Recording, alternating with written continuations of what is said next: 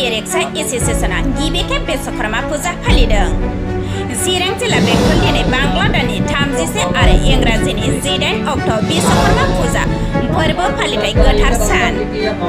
बे फोरबोखौनो बिथा खालामनानै बेंटल ई-रिक्शा एसोसिएशनाबो भारत हादरनि दाब दाब जायगाफोराव फालिनाय बायदिनो गिबि खेबनि थाखाय फालिनायजों लोगोसे बोसोरफ्रोमबो फालिलांगोन होनना थिरांथा खालामो।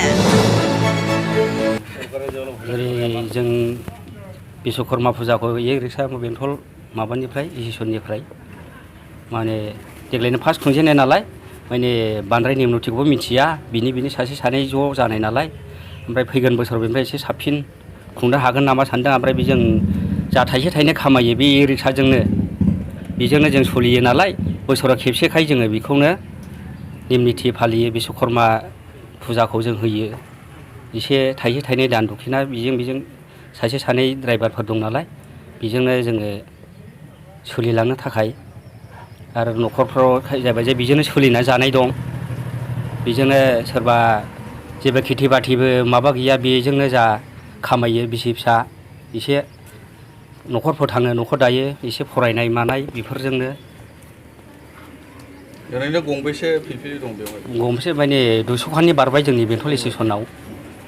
दा बयबो थाइसे थाइनै खामायनो थाखाय बेखौनो एसे दा खामानि दामानिबो मोननो थान नालाय दा बेजोंनो सोलिनो थाखाय माबादों आरोखि। ओमफ्राय दा विश्वकर्मा होनोब्ला माने सोब बे मेचिन कारखाना एसे लहानि बुस्थु जेरै इन्डास्ट्रि गिदिर गिदिरफ्राबो विश्वकर्माखौ फालियो।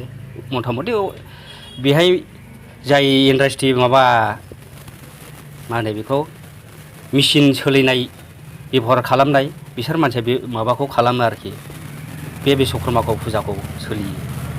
ओमफ्राय दा जोङो बे फार्स्ट डे खुंनाय सासे नै बाबा फुजारि लानानै जों बे फार्स्ट टाइम खुंदों। बेनि थाखाय ओमफ्राय नेक्स्ट माबाफ्राव फैगोनफ्राव बेबायदि खुंनो हाबावथों होननानै।